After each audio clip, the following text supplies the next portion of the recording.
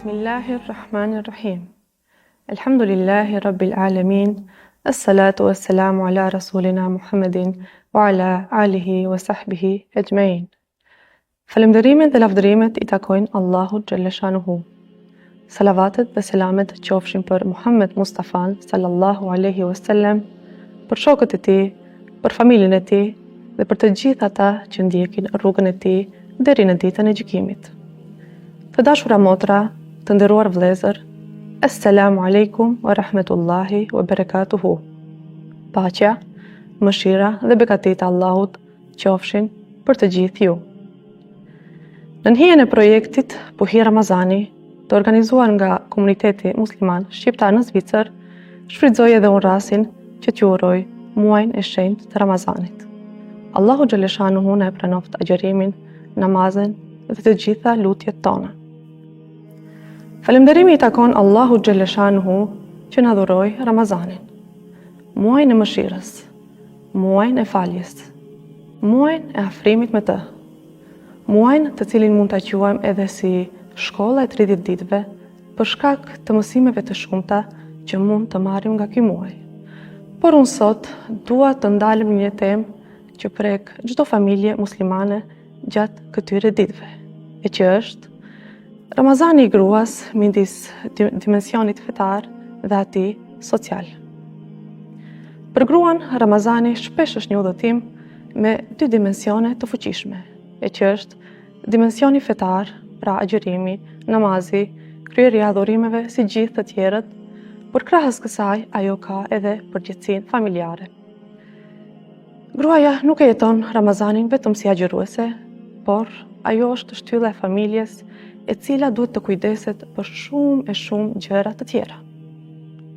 Para se të flasim për lodhjen e saj, unë dua njëherë fillimisht të vendosim një themel që është mjaft i rëndësishëm, e që është se për faktin se në Islam, gruaja dhe burri janë të barabartë në shpërblim.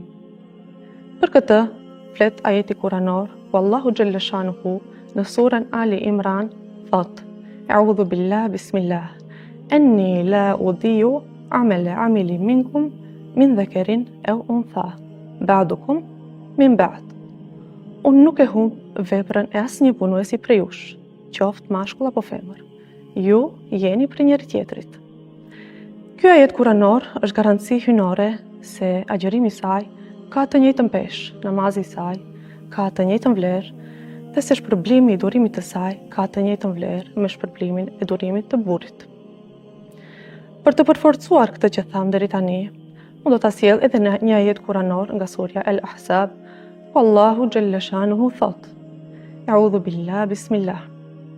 Innal muslimina wal muslimati wal mu'minina wal mu'minati wal qanitina wal qanitati was sadiqina was sadiqati was sabirina was sabirati wal khashi'ina wal khashi'ati wal mutasaddiqina wal mutasaddiqati والصائمين والصائمات والحافظين فروجهم والحافظات والذاكرين الله كثيرا والذاكرات أعد الله لهم مغفرة وأجرا عظيما. Allahu xhalla shanuhu në këtë ajet kuranor, mashkullin dhe femrën i përmend krah për krah në Islam, në iman, në durim, në agjërim, dhe në fund thot se Allahu xhalla shanuhu u ka përgatitur falje dhe shpërblim të madh. Në një shoqëri, veçanërisht një shoqëri sikur kjo e jona, ku shumë pak vlerësohet puna dhe vepra e gruas, Allahu xhalla shanuhu nuk e humb asnjë sakrificë të saj dhe vlerëson pa ndërprerje. Gruaja në Ramazan përjeton një lodhje dy fishe, por nganjëherë kjo shndrohet edhe në lodhje tre fishe. E para është ibadeti personal, ku gruaja, si gjithë të tjerët, ka për obligim të agjëroj, të fal namaz, të lexoj Kur'an dhe të gjitha tjera ibadetet me radhë. Përveç kësaj, ajo duhet të përkujdeset edhe për familjen, të kujdeset për edukatën e fëmijëve të saj, të përgatis iftare e syfyre. Dhe për shkak të këtyre dy pikave të para, automatikisht lind edhe pika e tretë, e cila është ngarkesa emocionale. Gruaja duhet të ruaj qetësinë dhe harmoninë e familjes. Ajo agjeron, ndërkohë që edhe gatuan. Ajo lodhet, por përsëri vazhdon. Ajo ndoshta nuk mund të lexoj Kur'an aq sa dëshiron, për shkak se duhet t'ju shërbej të tjerëve. Por këtu është madhështia e Islamit, se çdo vepër që bëhet për hir të Allahut xhaleshanuhu, ajo konsiderohet ibadet. Pejgamberi alayhis salam ka thënë se kushdo që përgatit iftar për agjëruesin, do të shpërblehet njëjtë sikurse ai, duke mos i paksuar atij asgjë nga shpërblimi. Sa nëna përgatisin iftar çdo mbrëmje për familjet e tyre. Sa nëna nuk janë ulur akoma ende në tavolina duke shërbyer familjes.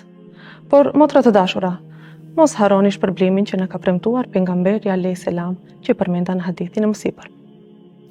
Pra kjo është bujaria Allahut xhaleshanuhu.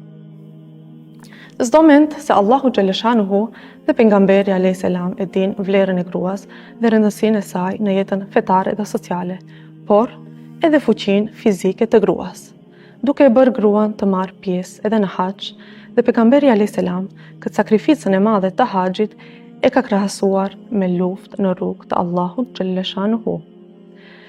Këtu e kemi edhe hadithin e pejgamberit alayhis salam ku erdhën disa gra ta pyesin pejgamberin alayhis salam për xhihadin e gruas dhe ai tha: Haxhi është xhihadi i gruas. Pra kur xhihadi mund të krahasohet me haxhin, atëherë çfarë të themi për 30 ditë agjërim, për 30 ditë lodhje dhe për 30 ditë shërbim dhe sakrificë? Motra të dashura, mos harroni se Allahu xhaleshanuhu e vlerëson çdo sakrificë tonën. Çdo mundti joni është i numëruar dhe çdo sakrificë e jona do të shpërblehet. Motër e dashur, në qoftë se ndonjëherë ndihesh e lodhur, ta dish se lodhja jote është e numëruar. Ramazani gruas është adhurim i heshtur, sakrificë e padukshme, por edhe shpërblim i madh. Motër e dashur, mos harro se ti je zemra e Ramazanit në familje. Ti je arsyeja që fëmijët e ndjejnë akoma erën e Ramazanit. Ti je ajo që mban gjallë shpirtin e familjes.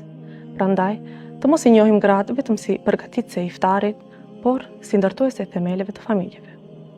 Allahu xhaleshanuhu i shpërbleft nënat, gratë, vajzat dhe motrat tona. Allahu xhaleshanuhu u pranoft agjërimin, namazin dhe të gjitha lutjet e tyre dhe i shpërbleft me gradat më të larta të xhenetit për çdo mund dhe çdo sakrificë që kanë bërë në këtë botë. Amin ya rabbel alamin. Wassalamu alaikum wa rahmatullahi wa barakatuhu.